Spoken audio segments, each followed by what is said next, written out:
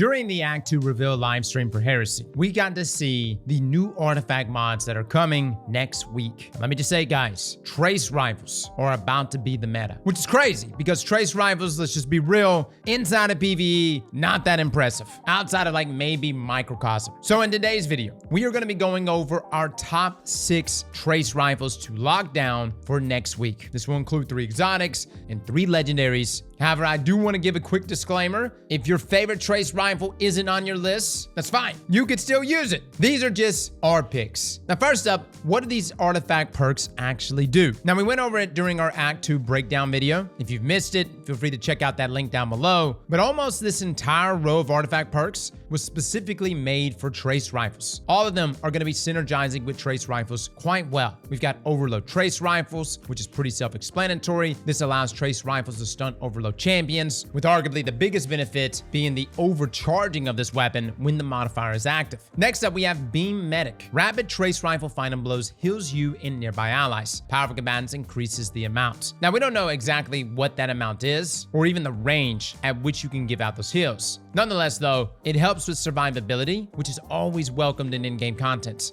especially when it's this simple to activate. Next, we have Elemental Siphon. This one reads that rapid final blows with kinetic weapons or a weapon matching your equipped super creates an elemental pickup that matches your equipped super. Now, this is really nice because it says any kinetic weapon or weapon matching your equipped super. So literally synergizes with everything, with the follow-up boost stating that elemental pickups grant matching super energy when they are collected. Again, not requiring a trace rifle here, and depending on how much super we actually get from that, you can imagine how strong this can be. Now, moving on to our 4th column perk, we have Harsh Refraction. Trace rifles do more damage to targets afflicted by elemental debuffs matching their elemental type. Now, this one's pretty insane. I wish we had the numbers for what this damage increase will look like, or even if it gets stacked with other damage buffs, which I believe it will, but we'll be testing this next week. I also think that this may work inside of PvP. You can imagine having something like a slice trace rifle, proccing that, and then immediately shredding somebody inside of PvP.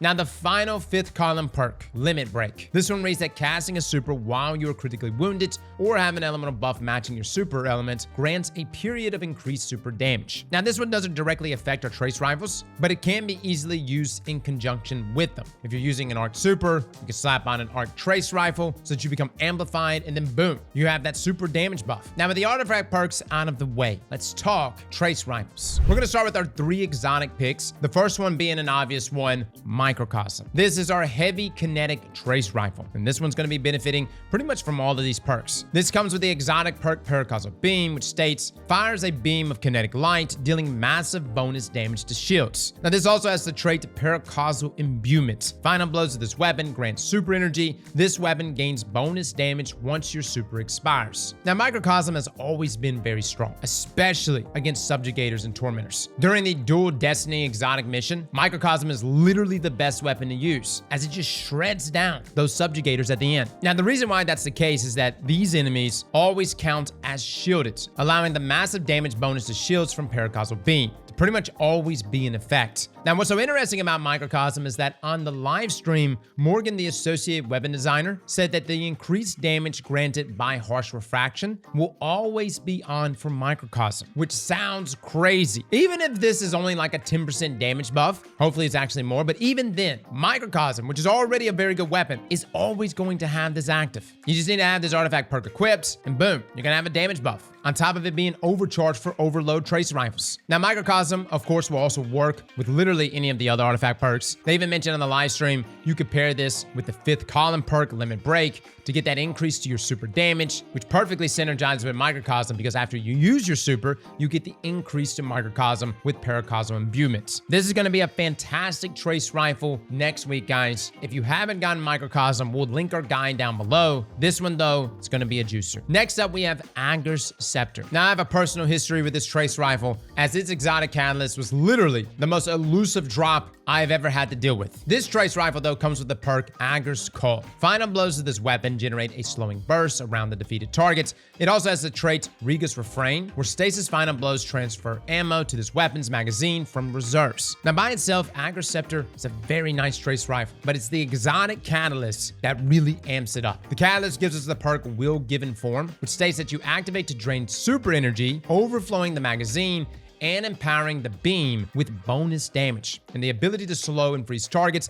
until the magazine or super energy runs out, or the weapon is stowed. Can only be activated when super energy is full. Now this is what makes Ager such a monster, as you can lock down an entire room with only a few shots because of all the slowing and freezing that's going on. Ager's was actually one of the first weapons that came to mind when they showed off harsh refraction. In will given form, all of your damage is applying slow, allowing this buff to have a 100% uptime. Even in its base form, you'll be applying slow to enemies constantly while you're slinging out. Not to mention, if you really build into stasis with this weapon, maybe that's on Warlock with stasis turrets, this will also ensure that this buff remains active. You can use Elemental Siphon, which will be constantly generating stasis shards, Beam Medic, which will keep you healed up, and Ager's has the ability to stun both Overload and Unstoppable champions because of the slow and freeze. There's a reason why Ager Scepter has ended up in so many of our build battles. We loved it in game modes like Onslaught, where it just locked enemies down constantly. And with these Trace Rifle mods, I think it's only going to get better. Now, wrapping up our exotic recommendation, we have the new Trace Rifle Lodestar. This one was kind of a tough pick because I'm a huge fan of Coldheart, but Lodestar is getting its exotic catalyst with Act 2. It's also our one and only primary ammo Trace Rifle in the game, and it deals arc damage. Now, if you've been playing Crucible, you're probably very familiar with Lodestar. A lot of people like using it inside of PvP, but the weapon comes with a perk called Starlight Beam. This weapon fires a low-intensity arc beam with enhanced stability and accuracy. It also has the trait Arc Alignment, where dealing arc damage from any source aligns the battery's coils. When alignment is complete, hold reload to disengage the safety and enable hip-fire Starlight Beam to apply jolt to any target damaged for a short time.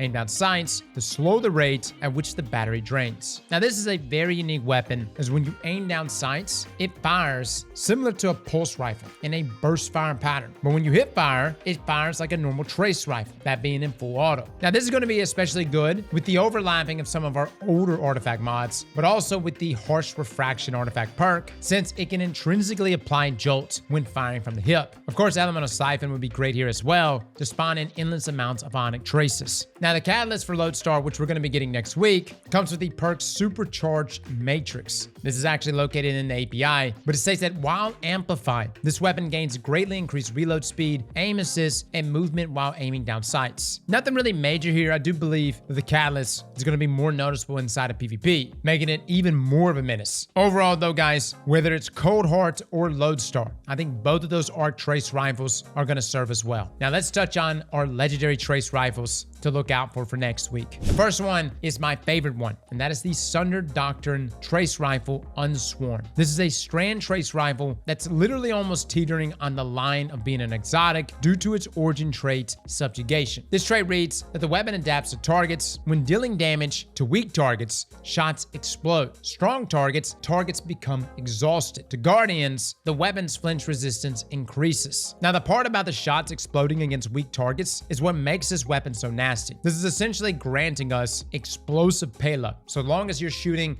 at a red or orange bar enemy. Now, thanks to Mossy Max over on Twitter, we know this equates to roughly a 10% increase in damage over its other legendary counterparts. I want to stress that this origin trait is S tier, but the perks on Unsworn are also very good. You can get combinations like Rewind Rounds and Detonator Beam, which is actually my go-to pick in terms of God rolls. And if you don't want to go that route, you can do Shoot to Loot, which synergizes with Detonator Beam. There's a lot of great options here, but overall, guys, the origin trait really rounds out these dungeon weapons and takes them to that next level. Next, we have Warlord Spear, which is the new arc trace rifle from Iron Banner. Now, we've already put out an entire review on this one. Check it out if you like. TLDR though, it's got some banging perk combinations, including the likes of Rewind Rounds and Jolting Feedback. If you're looking for something to have great arc synergy, this one's got it. And it has the ability to dip in that synergy with artifact mods like Harsh Refraction. You can also get things like Rewind Rounds and Detonator on this one as well, but on this particular trace rifle, I'm leaning more toward Jolting Feedback. Now, lastly, we have a Void Trace rifle from all the way back in Echoes called the Chronophage. Now, this one is especially good because it can roll with things like destabilizing rounds. Again, at the time of our review, it wasn't nearly as potent as it is now. But considering that that perk has been buffed up so much, making it an S tier trait on every weapon that it's on, when we start doing combinations like Repulsive Brace, Stabilizing Rounds, you can see where we're going with this. You do have other options like One for All, Shoot to Loot, Feeding frenzies even here. But again, destabilizing rounds is the one that makes Chronophage stand out. And keep in mind, guys, we have some great synergies happening here with artifact mods that boost our void weapons. So not only is Chronophage benefiting from the upcoming trace rifle mods, but also benefiting from those void mods. There's a reason why you've been seeing void trace rifles be utilized in DPS phases inside of solo dungeon runs. It's rapid fire, it does void, it procs volatile through our artifact mods and boosts, and now it's about to be buffed up even more with our trace rifle mods. Now, before we move on to our honorable mentions, I do want to throw in that if you're on a Warlock, you should definitely be using Cenotaph Mass. Now, Cenotaph, which is a great support exotic, states that it steadily reloads a portion of your equipped trace rifle's magazine from reserves, and damaging a vehicle, boss, or champion with a trace rifle marks them as a target. When an ally defeats the marked target, special ammo is generated for you and heavy ammo for your allies. Now, this is such a good exotic for day ones, for GM Nightfalls, pretty much at any point where we start to have ammo restrictions. Cenotaph is an absolute must. With that being said though, the passive reload function that it provides to trace rifles is also very good, which is going to pop even more next week. Now finally, I do want to give some honorable mentions that would be super strong next week that we didn't highlight here. Firstly,